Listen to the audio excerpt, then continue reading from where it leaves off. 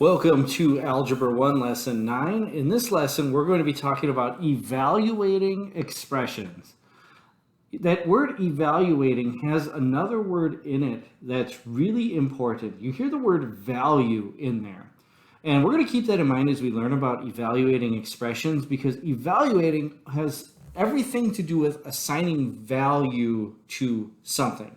And in math, when we assign value, that means we're going to be plugging values in. All right, but in order to get started, we're going to define two other terms other than evaluate. The first term we're going to define is something we've come across again and again from the beginning of the year, but I don't know that we've ever referred to it as this. We've heard of expressions, but we're going to talk about numeric expressions and algebraic expressions. A numeric expression is an expression containing only numbers, and we've been working a lot of numeric expressions lately as we've been dealing with order of operations. So all of those problems where we've had just these series of parentheses and brackets and additions and subtractions and multiplications, divisions and exponents, and we had to figure out what to do first and then what to do next. Those were all numeric expressions because they contain only numbers. Numbers with exponents, numbers in parentheses, numbers within absolute value symbols. Those are numeric expressions. As opposed to an algebraic or variable expression, those are synonyms of each other. An algebraic expression is an expression with variables and numbers that uses operations. Okay, so these would be things that contain x or y or a or b as a part of the expression. Numeric expressions we could simplify so that we had a single number as a result. Algebraic expressions we can't simplify because remember, those variables can take on a range of different values. The best we could do with an algebraic expression so far was collect like terms together. We could collect all the x's together and all the y's together so we could simplify it with the variables still intact.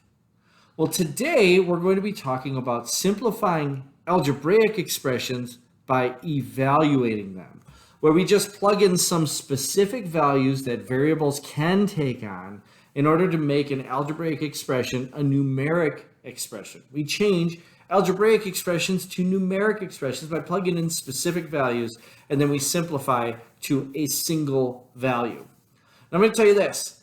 In algebra, one of the things you can do is evaluate expressions, but a lot of times we don't evaluate algebraic expressions in algebra. We just leave them in their variable forms. We get the variables into their simplest terms. We simplify them the most that we can, and we just leave them with the variables. Sometimes we do what we do in this lesson and evaluate. Sometimes we don't. Okay, let's move on to the actual lesson practice. We're going to evaluate each of the following expressions for given values.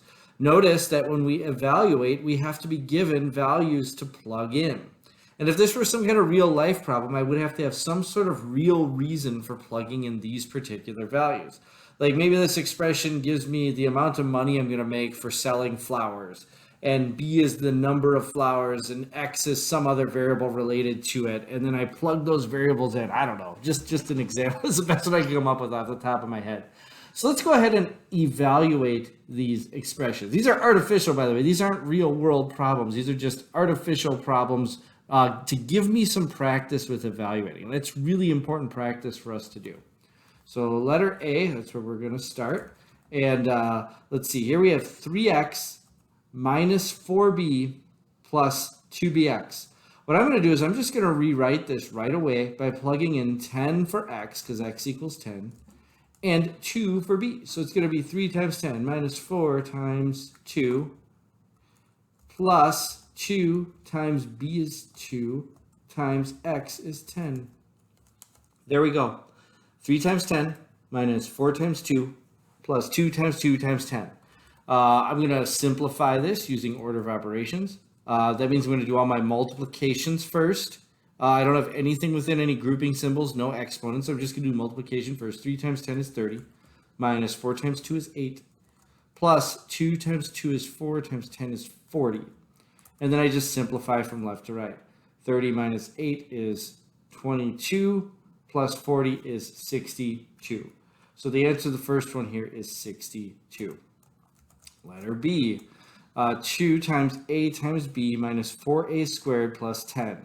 I'm going to plug in -1 for a, and this time 8 for b. Notice that b in the first expression took on the number value 2, and this expression is taking on the value 8 as I evaluate.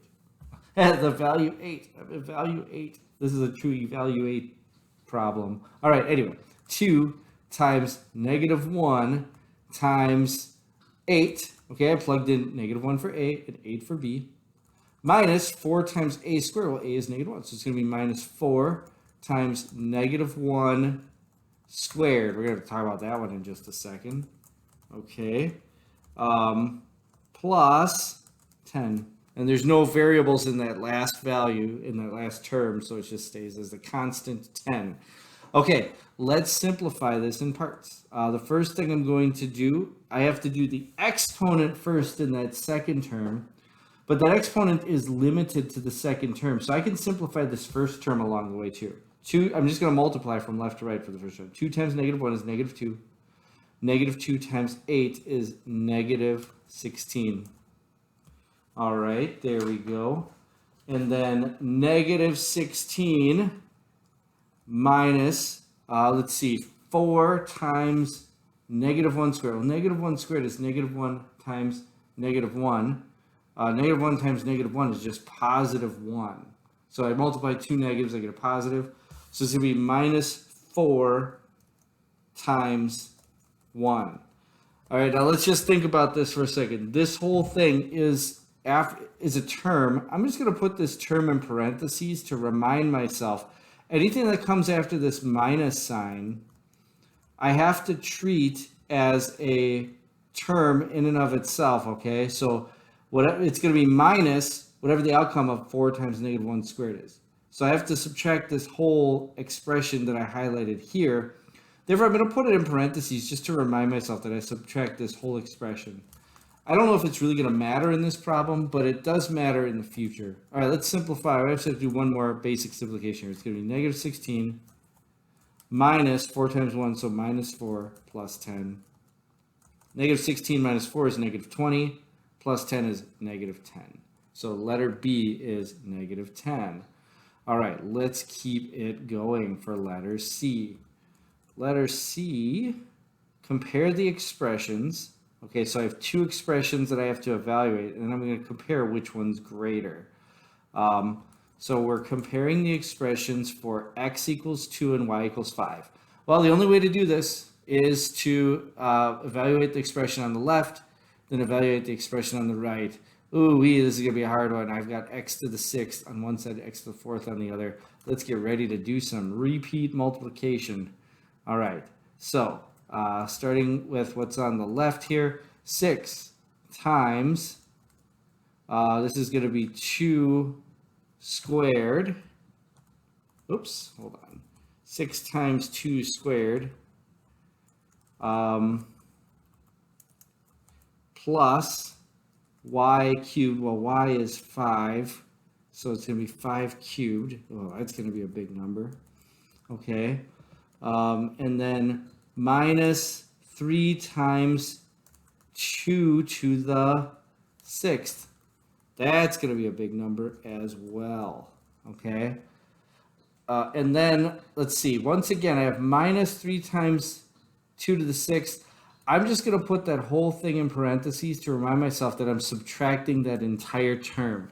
Anytime you have a minus sign in an expression like this, where you have terms on either side of the minus sign, what are you subtracting? We're not just subtracting 3, we're subtracting 3x to the 6th, which means we're subtracting the entire term. So whatever 3 times 2 to the 6th comes out to be, I need to make sure I subtract that entire number. That's really important to keep straight in these types of problems. Okay, so let's simplify what we got so far. 6 times 4, 2 squared is 4, plus 5 to the 3rd is 5 times 5 is 25, times 3 is 125. Minus 3 times, and I have to simplify the exponent first, 2 to the 6th. So that's 2 times 2 is 4, times 2 is 8, times 2 is 16, times 2 is 32, times 2 is 64. 2 to the 6th is 64. All right, let's do another round of simplification. 6 times 4, I can now simplify my multiplication problems. That's 24 plus 125 minus 3 times 64. Well, that's going to be 252. Okay, so I'm going to do another simplification here. This is going to be 149 minus 252.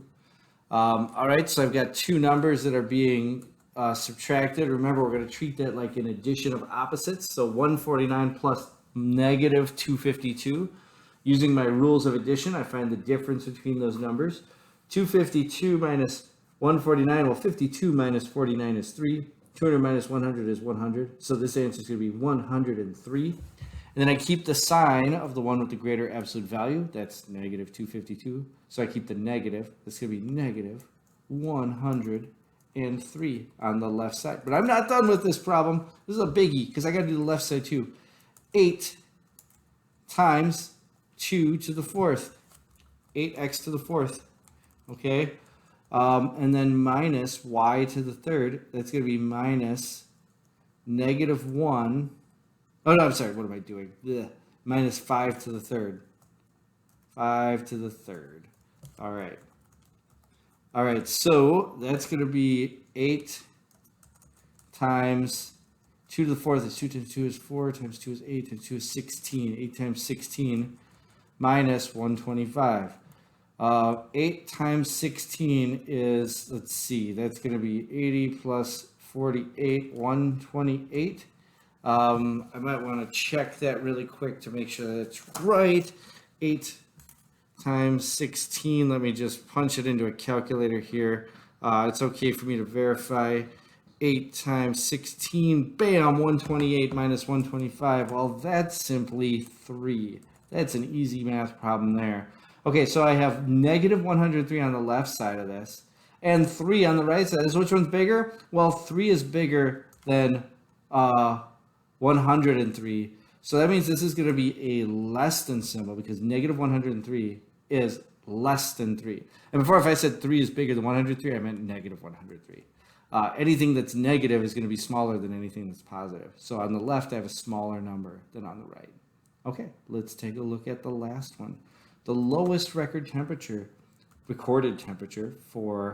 is negative 89.4 degrees Celsius. Yikes, in Antarctica. The expression 9/5 C plus 32 can be used to convert Celsius measurements to Fahrenheit. What is the lowest recorded temperature in degrees Fahrenheit? So what am I going to do? I'm going to evaluate by plugging in the degrees Celsius. It's going to be 9. Okay, hold on. I have 9 over 5. So it's going to be 9 over 5 times negative 89.4 plus 32. Or 9, let's see, 9 over 5 times 89.4, negative 89.4 is the same as 9 times 89.4 over 5. Now, I'm actually going to do this with a calculator. So 9 times negative 89.4 divided by 5. That's how you deal with multiplying fractions. This is the same as doing 9 over 5 times negative 89.4 over 1. I'm multiplying across the top, multiplying across the bottom. I get negative 160.92. So this is negative 160.92 plus 32. When I add 32, I get a negative 128.92. And that's my answer. It's negative 128.92 degrees Fahrenheit. All right. So that's how you work these sorts of problems where you're going to be plugging in specific numbers for the variables and solving. Make sure you do numbers 1 through 30 for next time.